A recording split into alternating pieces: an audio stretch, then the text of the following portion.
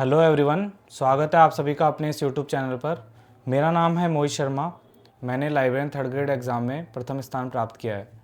आज की इस वीडियो में हम बात करेंगे कि आने वाले 2 महीने में आपको लैब असिस्टेंट एग्ज़ाम के लिए कौन कौन से टॉपिक पर ज़्यादा फोकस करना चाहिए, किस तरह से आपका टाइम मैनेजमेंट होना चाहिए और आपको क्या स्ट्रेटजी अपनानी है। सबसे पहले हम बात करें आपके सिलेबस के बारे में। तो अभी तक आपका सिलेबस तो कंप्लीट हो ही गया होगा। अगर आपका अभी भी कोई टॉपिक छूट गया है सिलेबस का, तो आप एक बार सबसे पहले सिलेबस को डाउनलोड करके उसका प्रिंट निकाल के सबसे पहले मार्क करिए कि आपका कौन सा टॉपिक अभी तक सिलेबस में कंप्लीट नहीं हुआ है और प्रीवियस ईयर में उसमें से कितने क्वेश्चन पूछे गए हैं। अगर उस टॉपिक में से काफ़ी अच्छे क्वांटिटी में क्वेश्चन पूछे गए हैं या फिर वो टॉपिक काफ़ी इंपॉर्टेंट है, तो आप सबसे पहले उस टॉपिक को कंप्लीट कीजिए। इसके लिए आपको सबसे पहले आपका सिलेबस का प्रिंट आउट लेके और उन टॉपिक्स को सबसे पहले मार्क कर लेना है, चाहे वो आपका पेपर 1 का जीके का टॉपिक हो या फिर पेपर 2 का जो आपका सब्जेक्ट है उसका टॉपिक हो। तो वो आपको एक बार मार्क कर लेना है कि आपका कौन सा टॉपिक छूटा हुआ है, तो उसको आप सबसे पहले कंप्लीट कर लीजिए, क्योंकि लास्ट का जो 1 महीना बचेगा उसके अंदर आपको सिर्फ रिवीजन पर ध्यान देना है। तो आपका अभी 2 महीने बचे हुए हैं लैब असिस्टेंट एग्जाम के लिए, तो सबसे पहले जो ये महीना बचा है उसके अंदर आपको जो भी सिलेबस का टॉपिक बचे हुए हैं, जो भी पार्ट बचा हुआ है, उसको सबसे पहले कंप्लीट करना है। अब सिलेबस को कंप्लीट करने के बाद में हम बात करते हैं कि आपको कौन कौन से टॉपिक पे सबसे ज़्यादा ध्यान देना है। तो सबसे पहले हम बात करें पेपर 1 के बारे में, क्योंकि पेपर 2 तो आप लोगों ने काफ़ी अच्छे से तैयार कर लिया होगा। ये वीडियो ओनली साइंस के जो स्टूडेंट्स हैं लैब असिस्टेंट के, उनके लिए है। जो ज्योग्राफी वाले हैं वो इस वीडियो को स्किप कर सकते हैं।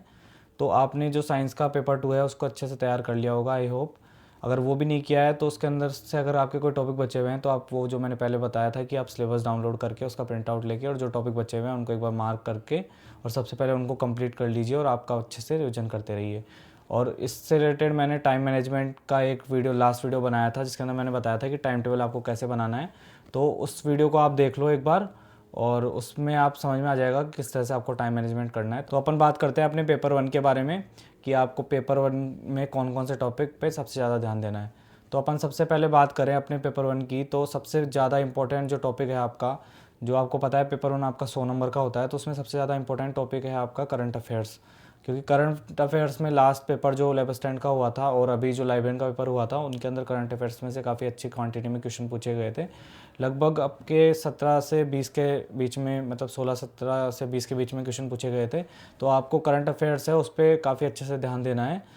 तो इसके अंदर आप ऐसा कर सकते हो कि जो लास्ट 4 मंथ के आपके करंट अफेयर्स रहेंगे, जैसे जनवरी से लेके और अप्रैल तक का जो करंट अफेयर्स है उसको आप अच्छे से तैयार कीजिए, राजस्थान करंट अफेयर्स को। तो उसके लिए आप डेली करंट अफेयर्स की क्लासेस देख सकते हो, जैसे नानक क्लासेस की डेली करंट अफेयर्स की क्लासेस आती है, तो आप वो देख सकते हो। या जो मूमल की मैगजीन आती है 2 मंथ की, तो आप वो भी प्रेफर कर सकते हो। और मैं तो आपको बोलूँगा कि डेली क्लासेस के साथ साथ जो मूमल की मैगजीन होती है, आप दोनों को कंपाइल करके पढ़ो, दोनों को साथ साथ में पढ़ो एक साथ, क्योंकि करंट अफेयर्स को आपको अच्छे से तैयार करना है। इसमें से काफ़ी अच्छे क्वेश्चन पूछे जाएंगे और अगर आपने करंट अफेयर्स को अच्छे से तैयार कर लिया तो आपके जो स्कोर है वो काफ़ी अच्छा हो जाएगा पेपर के अंदर। फिर अपन करंट के बारे में बात करें तो आपका जो राजस्थान जीके का पार्ट है, जिसके अंदर ज्योग्राफी, हिस्ट्री और कल्चर है आपकी, तो उसके अंदर आपको तीनों को अच्छे से तैयार करना है। इसके टॉपिक्स इस बार जो सिलेबस आया था उसमें डिटेल से टॉपिक दिए हुए थे कि राजस्थान के कौन कौन से टॉपिक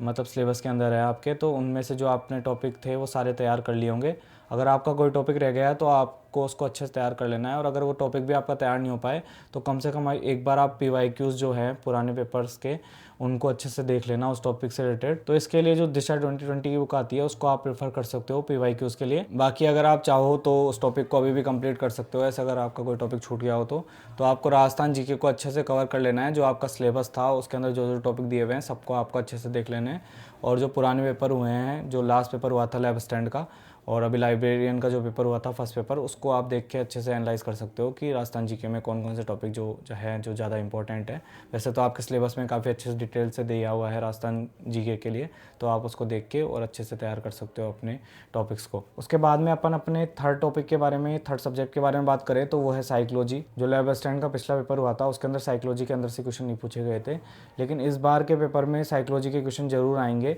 तो आपको साइकोलॉजी को भी अच्छे से तैयार करना है। जो अभी लाइब्रेरियन का पेपर हुआ था उसके अंदर साइकोलॉजी के अंदर से कम 20 क्वेश्चन पूछे गए थे। तो जो आपका लैब स्टैंड का सिलेबस है और लाइब्रेरियन का सिलेबस है वो बिल्कुल एकदम एग्जैक्ट सेम है। तो इस बार उसमें भी काफ़ी अच्छे साइकोलॉजी के क्वेश्चन पूछे गए थे, तो आपके पेपर में भी साइकोलॉजी के क्वेश्चन पूछे तो जाएंगे और हो सकता है कि वो काफ़ी अच्छी क्वांटिटी में पूछे जाएं कि आपके 10 से लेके और जो 15-20 के आसपास क्वेश्चन पूछे जा सकते हैं साइकोलॉजी के। तो अगर आपने अभी तक साइकोलॉजी के अंदर बिल्कुल भी कुछ तैयार नहीं करा है तो आप थोड़ा बहुत साइकोलॉजी को अच्छे से तैयार कर लीजिए, और अगर आपने साइकोलॉजी को अच्छे से तैयार कर लिया है तो बहुत अच्छी बात है। एक बार उसके जो PYQs हैं उनको ज़रूर देख लीजिएगा। इसके लिए आप धीर सिंह धावाई सर की जो PYQs वाली बुक आती है वो प्रेफर कर सकते हो, और साथ में अगर आप चाहो तो दिशा 2020 या उन दोनों में से कोई भी एक बुक आप प्रेफर कर लो, जिसके अंदर से आप जो प्रीवियस ईयर के क्वेश्चन हैं वो आप एक बार ज़रूर देख लो कि किस तरह के क्वेश्चन पूछे जाते हैं। और स्पेशली जो अभी लाइब्रेरियन थर्ड ग्रेड का पेपर हुआ है तो उसके जो क्वेश्चंस थे उनको आपको एक बार देख लेना है, तो उस हिसाब से आप अपने हिसाब से देख लेना कि साइकोलॉजी में आपको क्या पढ़ना है। अगर मैं बताऊं साइकोलॉजी में आपने कुछ भी अभी तक नहीं पढ़ा है या फिर पढ़ा है तो कौन सा टॉपिक सबसे ज़्यादा इंपॉर्टेंट है, तो जो अधिगम वाला टॉपिक होता है वो सबसे ज़्यादा इंपॉर्टेंट है, और उसके साथ में बाल विकास वाला जो टॉपिक है वो दोनों टॉपिक आपको अच्छे से तैयार कर लेना है, उनमें से क्वेश्चन जरूर आते हैं। और बाकी अगर आप साइकोलॉजी पढ़ भी नहीं पाओ तो एक बार आपके प्रीवियस ईयर के क्वेश्चन हैं उनको जरूर देख लेना, तो उनमें से काफ़ी लगभग सेम से क्वेश्चन पूछे जाते हैं साइकोलॉजी के अंदर, तो उसको आप जरूर देख लेना। उसके लिए मैंने दोनों बुक्स बता दी है आपको। तो साइकोलॉजी के बाद में अगर अपन बात करें इंडियन जीके और वर्ल्ड जीके के बारे में, तो जो लास्ट 11th स्टैंडर्ड का पेपर हुआ था उसके अंदर से मैंने थोड़ा पैटर्न देखने की कोशिश करी, तो उसके अंदर काफ़ी अटपटे क्वेश्चन पूछे गए थे जो आपके जनरल नॉलेज से रिलेटेड क्वेश्चन थे। कि जैसे आपके वर्ल्ड जीके के अंदर पूछा गया था कि किसी मतलब ऑर्गेनाइजेशन का जो हेडक्वार्टर है वो कहाँ पे है, और जो कंट्रीज़ हैं उनकी कैपिटल्स पूछी गई थी। तो इस तरह के क्वेश्चन पूछे गए थे जो आपके काफ़ी जनरल नॉलेज के क्वेश्चन होते हैं, तो वो चीज़ें आपको वर्ल्ड जीके के अंदर थोड़ा सा जनरल नॉलेज का कि किसका हेडक्वार्टर कहाँ पे है और जो इंपॉर्टेंट कंट्रीज़ है उनकी कैपिटल्स, ये सब चीज़ें ध्यान रखनी है। और उसके साथ साथ आपको वर्ल्ड जीके के अंदर जो वर्ल्ड ज्योग्राफी के अंदर जो महाद्वीप वाला टॉपिक होता है वो टॉपिक आपको थोड़ा बहुत देख लेना है, मतलब कि उसके PYQs देख लेना है, या फिर हो सके तो आप एक बार उसको थोड़ा बहुत पढ़ लेना, क्योंकि वो मतलब ज़्यादा डीप से आपको पढ़ना नहीं है, लेकिन थोड़ा बहुत उसको आप पढ़ोगे तो उससे आइडिया रहेगा आपको। जैसे अगर कोई कैपिटल, कोई हेडक्वार्टर या कोई माउंटेन्स या रिवर्स के बारे में ऐसा कुछ पूछा जाए तो आपको एक बार उन चीज़ों का ध्यान रहना ज़रूरी है। तो ये आपको वर्ल्ड जीके के अंदर ध्यान रखना है कि आपके जो एक तो जनरल नॉलेज वाले क्वेश्चंस है, हेडक्वार्टर्स कंट्रीज़ और उनके कैपिटल्स और ये सब चीज़ें, और उसके साथ में आप जो महाद्वीप वाला टॉपिक होता है वर्ल्ड ज्योग्राफी के अंदर उसको एक बार देख सकते हो। अगर आपने अभी तक कुछ भी नहीं पढ़ा है वर्ल्ड जीके के अंदर तो आप सबसे ज़्यादा मतलब इम्पोर्टेंट एक बार देखो तो आपका महाद्वीप वाला टॉपिक होता है वो आप एक बार देख लेना, तो उसके अंदर आपका लगभग सब कुछ कंप्लीट हो जाता है। और अगर आप पढ़ो भी नहीं वर्ल्ड जीके को तो एक बार जो PYQ वाली बुक आती है दिशा 2020 वाली वर्ल्ड जीके की, तो उसको जरूर देख लेना कि उसके अंदर से जैसे क्वेश्चन पूछे गए हैं तो उन क्वेश्चंस को आप एक बार देख लेना। तो उसमें आपके जो वर्ल्ड जीके के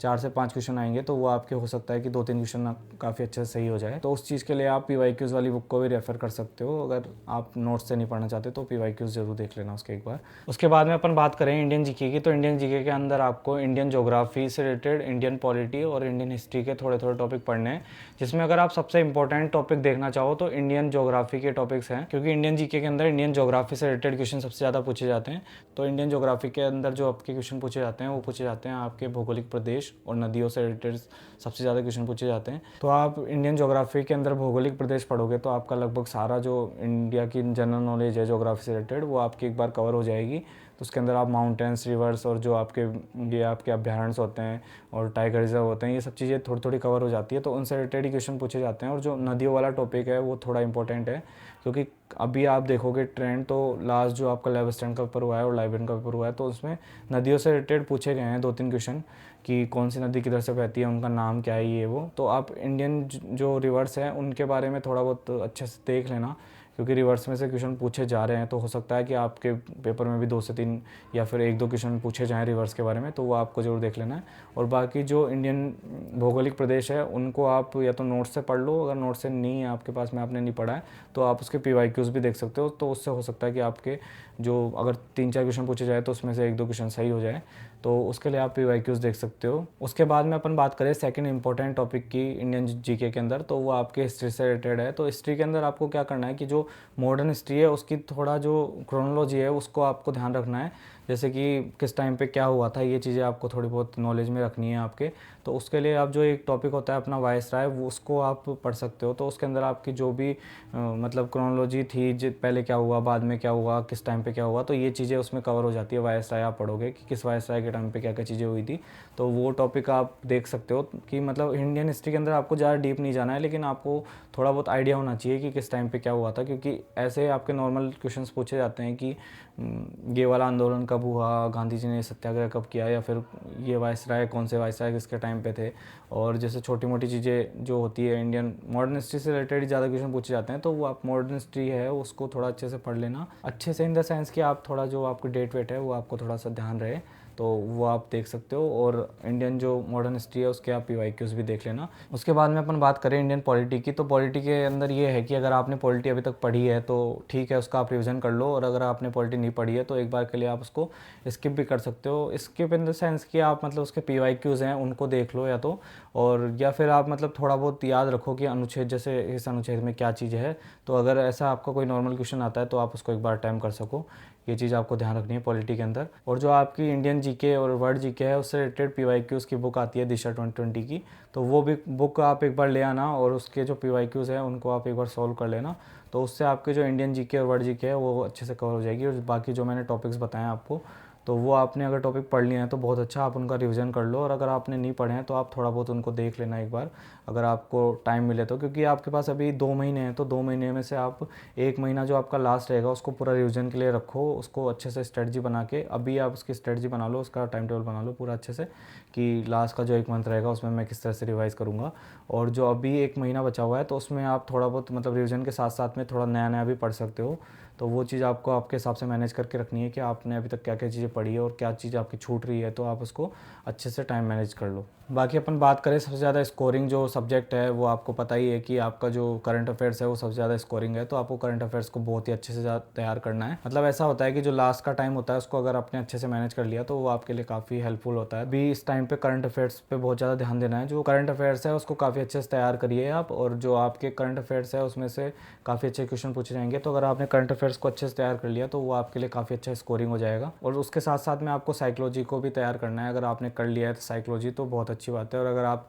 साइकोलॉजी छोड़ रहे हो तो छोड़ना नहीं है आपको। जो मैंने टॉपिक बताया आपको 2, अधिगम और बाल विकास, तो उनको आप एक बार पढ़ लो, क्योंकि टाइम काफ़ी है। आप चाहो तो उसके PYQs भी देख सकते हो, लेकिन मैं तो आपको सजेस्ट करूँगा कि आपको कम से कम अधिगम टॉपिक को तो पढ़ ही लेना चाहिए, मतलब उसको अच्छे से, मतलब किसने क्या बोला है, किसने किस तरह के सिद्धांत दिए हैं, तो वो चीज़ आपको एक बार जरूर देख लेनी है, सिद्धांतों के नाम और ये सब चीज़ें, क्योंकि अधिगम में से तो क्वेश्चन आएगा ही आएगा, साइकोलॉजी में से क्वेश्चन पूछे जाएंगे तो अधिगम में से क्वेश्चन जरूर ही पूछे जाएगा डेफिनेटली। तो आपको ये 2 टॉपिक तो अच्छे से तैयार कर लेने हैं अगर आपने अभी तक साइकोलॉजी में कुछ भी नहीं पढ़ा है, और आपके PYQs आपको जरूर देखना है साइकोलॉजी के अंदर। तो आपके जो करंट और साइकोलॉजी ये काफ़ी अच्छे स्कोरिंग है, तो इन दोनों पे आप अच्छे से ध्यान दो। उसके अलावा जो राजस्थान जीके है वो सबकी अच्छी होती है लगभग, और जो इंडियन जीके और वर्ल्ड जीके है उसके अंदर अगर आपने जो मैंने टॉपिक्स बताए वो आपने तैयार कर लिए तो